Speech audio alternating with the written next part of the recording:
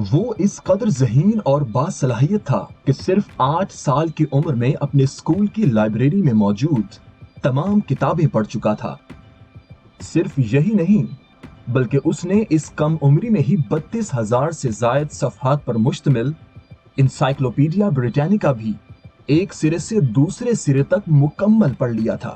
یہ کہانی ہے غیر معمولی صلاحیتوں کے حامل اس بچے کی جسے دنیا خلائی راکٹ بنانے والی company SpaceX, online money transfer service PayPal کے بانی، الیکٹرک کار بنانے والی کمپنی ٹیسلا کے روح رواں اور انسانی دماغ کو کنٹرول کرنے والے چپ نیورالنک کے موجد ایلون مسک کے نام سے جانتی ہے۔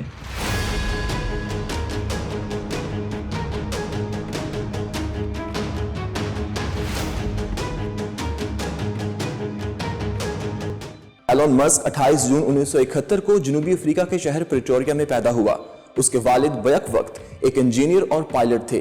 ماں کا آبائی وطن کینیڈا تھا اور وہ ایک ماڈل کے طور پر کام کرتی تھی۔ ایلون پیدائش سے ایک منفرد بچہ تھا۔ اس کے والدین 3 سال تک یہ سمجھتے رہے کہ وہ سننے کی صلاحیت سے محروم ہے، لیکن حقیقت میں ایسا نہیں تھا۔ اس کی دنیا کتابوں کی دنیا تھی۔ وہ 8 سال کی عمر میں ہی 10 گھنٹوں تک کتابوں کی دنیا میں کھویا رہتا تھا۔ ایلون نے صرف 8 سال کی عمر میں اسکول لائبریری کی تمام کتابیں اور 32,000 صفحات پر مشتمل انسائکلوپیڈیا بریٹینیکا بھی مکمل پڑھ لیا تھا۔ ایلون کے اندر چیزوں کو جاننے کی ایک پیاس تھی جو بجھنے کا نام نہیں لے رہی تھی۔ ایلون کی زندگی کو پہلا دھچکا اس وقت لگا جب اس کے والدین میں علیحدگی ہو گئی۔ اس وقت ایلون کی عمر 10 سال تھی۔ ایلون نے اپنے والد کے ساتھ رہنے کا فیصلہ کیا۔ وہ اپنے تصورات میں کھویا ہوا ایک بچہ تھا جسے اسکول کے بچے تنگ کرتے تھے۔ ایک بار تو ایسے ہوا کہ اسے بچوں نے سیڑھیوں سے دھکا دے کر نیچے گرا دیا، جس کے بعد ایلون نے باقاعدہ کراٹے اور ریسلنگ سیکھی۔ اس کے بعد اس نے 6 ماہ کا بنیادی کمپیوٹر کورس بھی کیا اور کمپیوٹر پروگرامنگ کے بارے میں باقاعدہ سیکھا۔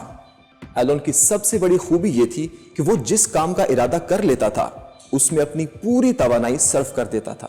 ایلون کی عمر جب 12 سال ہوئی تو اس نے اپنا پہلا سافٹ ویئر ویڈیو گیم بنانے کا ارادہ کیا اور پھر بلاسٹر کے نام سے ویڈیو گیم بنانے میں کامیاب بھی ہو گیا، اور یہ ویڈیو گیم اس نے $500 کے عوض فروخت کی۔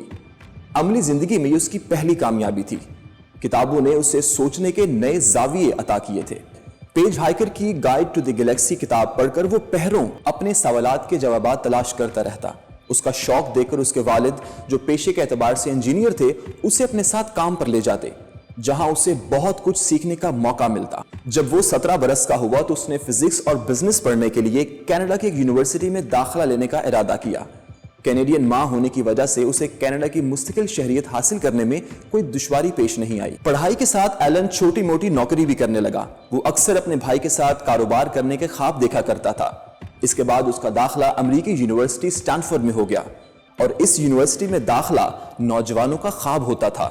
لیکن ایلن نے 2 دن کے بعد یونیورسٹی چھوڑ کر اپنے بھائی کے ساتھ مل کر ایک سافٹ ویئر ہاؤس بنایا۔ اس کمپنی کا نام Zip2 رکھا گیا، اور 3 سال کے بعد اس کمپنی کو ایلن نے $305 ملین کے عوض فروخت کر دیا، کیونکہ اب اس کے سامنے ایک نیا خواب تھا۔ 1999 میں ایلن نے X.com کے نام سے ایک آن لائن بینکنگ کمپنی کا آغاز کیا۔ سن 2000 میں اس نے اس کمپنی کو ایک اور کمپنی کنفینٹی میں شامل کر دیا، جس کا مقصد پیسوں کی آن لائن ترسیل تھا، اور اس کے بعد پے پال کمپنی وجود میں آئی۔ یہ سفر اتنا ہموار نہیں تھا۔ ایلن شادی کے بعد اپنے ہنی مون پر تھا جب اسے اطلاع ملی کہ اسے اپنی ہی کمپنی سے فارغ کر دیا گیا ہے۔ ایلن کے لیے یہ بہت بڑا دھچکا تھا۔